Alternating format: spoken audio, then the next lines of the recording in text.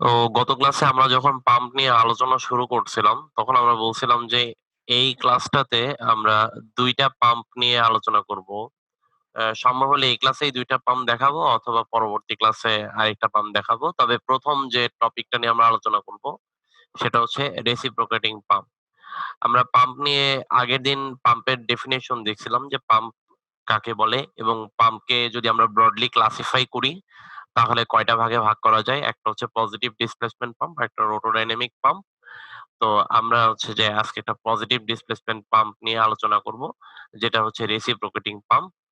আমরা যদি রেসিপ্রোকেটিং পাম্পের সংজ্ঞা দেখি, তাহলে রেসিপ্রোকেটিং পাম্পের সংজ্ঞাতে ১ম এ যে কথাটা লেখা সেটা হচ্ছে এটা একটা positive displacement pump where certain volume of liquid অর্থাৎ নির্দিষ্ট আয়তনের লিকুইড কালেক্ট করা হয় কোথায়? একটা আবদ্ধ পাত্রে in enclosed volume and is discharged অর্থাৎ বের করে দেওয়া হয় using pressure to the required application অর্থাৎ যে কাজে আমরা ব্যবহার করতে চাই এই পানিটাকে। অর্থাৎ রেসিপ্রোকেটিং পাম্প হচ্ছে একটা পজিটিভ ডিসপ্লেসমেন্ট পাম্প যেখানে একটা নির্দিষ্ট আয়তনের লিকুইডকে আমরা কালেক্ট করি একটা আবদ্ধ পাত্রে এবং সেই কালেক্টেড যে লিকুইড আছে সেটাকে আমরা ডিসচার্জ করি প্রেসার দিয়ে।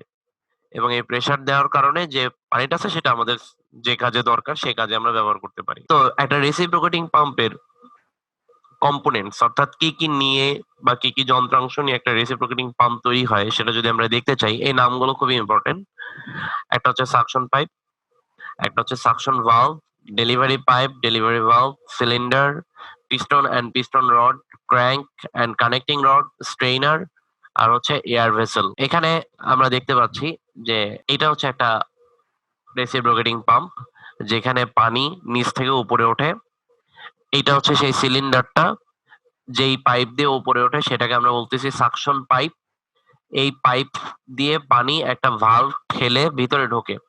এই ভালভটাকে আমরা বলতেছি সাকশন ভালভ।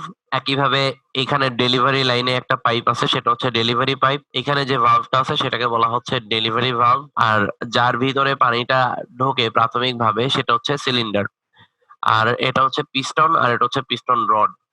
তো পিস্টন কি করে? এই সিলিন্ডারের মধ্যে দিয়ে সামনে পেছনে আসা যাওয়া করে।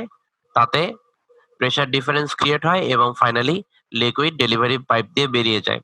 তো এটা কিভাবে কাজ করে আমরা ডিটেইল আলোচনা করব। তার আগে আমরা কম্পোনেন্ট গুলো নিয়ে একটু পড়ে নিই। তো সাকশন পাইপ যেমনটা বললাম, সাকশন পাইপ হচ্ছে connects the source of liquid to the cylinder of the reciprocating pump অর্থাৎ যে জলাধারের উৎস সেইটা সিলিন্ডারের সাথে যে কানেকশন দিয়ে দেয় সেটা হচ্ছে সাকশন পাইপ। আর সাকশন ভালভ কি? সাকশন ভালভ হচ্ছে একটা নন রিটার্ন ভালভ। নন রিটার্ন ভালভ মানে হচ্ছে একমুখী অর্থাৎ একদিকেই এই ভালভটা খুলতে পারবে। যখনই খোলা শেষ তখন সেই ভালভটা আবার অটোমেটিক বন্ধ হয়ে যাবে। বিপরীত দিকে এই ভালভটা কখনোই খুলবে না। তো এই কারণে বলা হয় একে নন return valve, which means only one directional flow is possible in this type of valve. This is placed between suction pipe inlet and cylinder অর্থাৎ সাকশন পাইপের যে ইনলেট এই অংশটা আর সিলিন্ডারের মধ্যে এই ভালভটা ব্যবহার করা হয়। এটা হচ্ছে সাকশন ভালভ। তারপর ডেলিভারি পাইপ হচ্ছে যার মধ্যে দিয়ে আমাদের এই লিকুইডটা বেরিয়ে যাবে সেটাই হচ্ছে ডেলিভারি পাইপ। ডেলিভারি ভালভ কি? ওই ডেলিভারি পাইপের মাথায়ও ঠিক একই রকম একটা নন রিটার্ন ভালভ থাকে। অর্থাৎ যার মধ্যে দিয়ে পানি কেবল বেরিয়েই যেতে পারে। যেমন এই যে এইখানে ডেলিভারি পাইপের এই মাথায় একটা ভালভ আছে, এটা হচ্ছে ডেলিভারি ভালভ। আর এটাও নন রিটার্ন ভালভ। অর্থাৎ যদি এটা খুলে যায় তাহলে পানি কেবল উপরের দিকে যেতে পারবে, উপর থেকে নিচে নামতে পারবে না। এই ভালভটা ওইভাবেই ডিজাইন করা হয়েছে। তো ডেলিভারি পাইপ আর ডেলিভারি ভালভ গেল। এরপরে আসলো সিলিন্ডার। সিলিন্ডার ব্যাপারটা কি? সিলিন্ডার হচ্ছে একটা হলো cylinder made of steel alloy or cast iron. অর্থাৎ স্টিলের যে সংকর ধাতু আছে এবং কাস্ট আয়রন আছে সেটা দিয়ে এই সিলিন্ডারটা তৈরি করা হয়েছে। Arrangement of piston and piston rod is inside this cylinder. যে পিস্টন এবং পিস্টন রড সেটা হচ্ছে এই সিলিন্ডারের ভিতরেই থাকে। যেমন এটা হচ্ছে পিস্টন আর এই পিস্টনের সাথে যে রডটা সেটা হচ্ছে পিস্টন রড। এটা কোথায় থাকতেছে? সিলিন্ডারের ভিতরেই থাকতেছে এই অ্যারেঞ্জমেন্টটা। So suction and release of liquid is takes place in this. So both suction and delivery pipes along with the valves are connected to the cylinder. যেহেতু সাকশন এবং ডেলিভারি দুইটাই এই সিলিন্ডারের ভিতরেই ঘটে, এবং সেই কারণেই সাকশন পাইপটা আর ডেলিভারি পাইপটা এবং এদের ভালভ সহ সিলিন্ডারের সাথেই কানেক্টেড থাকে। তাহলে আমরা এখানে দেখতে পাচ্ছি একটা সিম্পলিফাইড ফিগার, যেখানে এই যে সিলিন্ডার, পিস্টন রড আছে, ইনটেক ভালভ আছে, এটা হচ্ছে আমাদের ওয়াটার সোর্স যেখান থেকে পানি উপরের দিকে উঠতেছে। তো ফাইনালি পিস্টন আর পিস্টন রড, পিস্টন হচ্ছে যে একটা সিলিন্ড্রিক্যাল পার্ট, পিস্টন রড হচ্ছে এরই সাথে এই অর্থাৎ এই পিস্টনের সাথে অ্যাটাচড একটা সেকশন। এই পিস্টন রডের কাজ কি? এই পিস্টন রডটা কোনো একটা মেকানিক্যাল ডিভাইসের সাথে কানেক্টেড। এটা হতে পারে ইঞ্জিন, হতে পারে হ্যান্ড লিভার বা পুলি, যেকোনো কিছু। বাট এটা একটা মেকানিক্যাল ডিভাইস যেটা ঘুরবে এবং পিস্টন রডকে একবার সামনের দিকে আনা নেওয়া করবে, একবার পেছনের দিকে আনা নেওয়া করবে। এটা হচ্ছে পিস্টন রড। আর পিস্টন ব্যাপারটা একটা solid type cylindrical part which moves backward and forward inside the hollow cylinder to perform suction and deliverance of liquid. And this piston rod helps the piston to its linear motion. অর্থাৎ এই piston রডটা, এই পিস্টনটা যাতে কেবলমাত্র সরল রৈখিক পথে আসা যাওয়া করে সেই দিকে খেয়াল রাখা হয়। এরপরে লাস্ট যে পয়েন্ট, লাস্ট ক্র্যাঙ্ক আর কানেক্টিং রড। ক্র্যাঙ্ক ব্যাপারটা কি? ক্র্যাঙ্ক হচ্ছে অর্থাৎ এই অংশটা, ক্র্যাঙ্ক হচ্ছে একটা সলিড সার্কুলার ডিস্ক যেটা পাওয়ার সোর্সের সাথে কানেক্টেড। যেমনটা বলতেছিলাম যে এটা একটা মেকানিক্যাল ডিভাইসের সাথে কানেক্টেড থাকে, সেটা মোটর হতে পারে, ইঞ্জিনও হতে পারে, যেটা কি করবে এই সার্কুলার ডিস্ককে রোটেট করতে সাহায্য করবে। আর এই সার্কুলার ডিস্কের একটা প্রান্তে পিন দিয়ে এই পিস্টন রডটা কানেক্টেড আছে। তো connecting rod connects the crank to the piston, as a result rotational motion of crank gets converted to linear motion of the piston. অর্থাৎ এই ক্র্যাঙ্কটার যে রোটেশনাল মোশন অর্থাৎ ঘূর্ণন, তার কারণে এই পিস্টন রড লিনিয়ার মোশন দিতে পারবে, অর্থাৎ সামনে পিছনে ফরওয়ার্ড এন্ড ব্যাকওয়ার্ড স্ট্রোক দিবে। তো এটা হচ্ছে ক্র্যাঙ্ক আর কানেক্টিং রড। এন্ড ফাইনালি আমরা শিখবো দুইটা জিনিস, একটা হচ্ছে স্ট্রেইনার আর একটা হচ্ছে এয়ার ভেসেল। স্ট্রেইনার ব্যাপারটা কি? স্ট্রেইনার ব্যাপারটা হচ্ছে আসলে ছাঁকুনি। সে হচ্ছে সাকশন পাইপ দিয়ে যাতে কোনো সলিড ম্যাটেরিয়াল লিকুইডের সাথে উঠে না আসে সেটাকে ছেঁকে বের করে দেয়। Strainer is provided at the end of the suction pipe to prevent the entrance of solids from water source into the cylinder.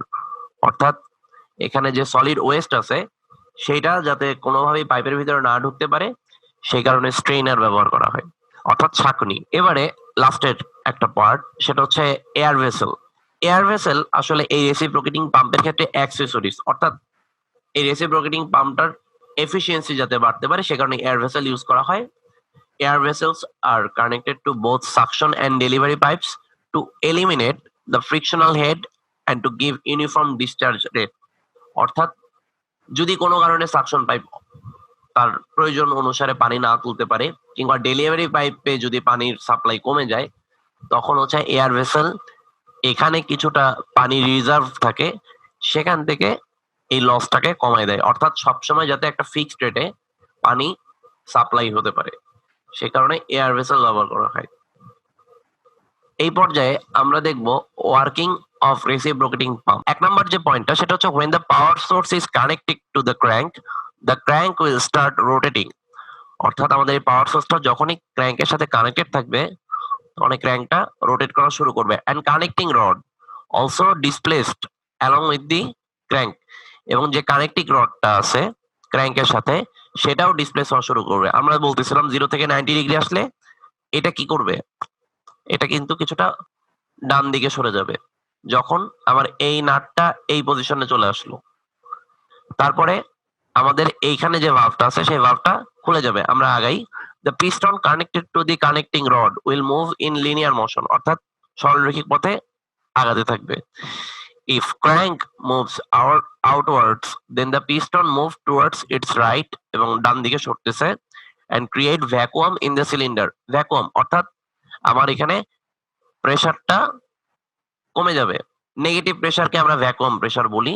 যেমনটা বলতেছিলাম যে আমাদের এই ওয়াটারটাকে যদি এই সিলিন্ডারের ভিতরে ঢুকতে হয় অবশ্যই আমার সিলিন্ডারের ভিতরে প্রেসারটাকে লো হতে হবে। So the vacuum causes suction valve to open and liquid from the source is forcibly sucked by the suction pipe into the cylinder, তখন আমাদের এই লিকুইডটাকে ফোর্স করে ভিতরে প্রবেশ করানো হবে। When the crank moves inwards or towards the cylinder, the piston will move towards its left and compress the liquid in the cylinder.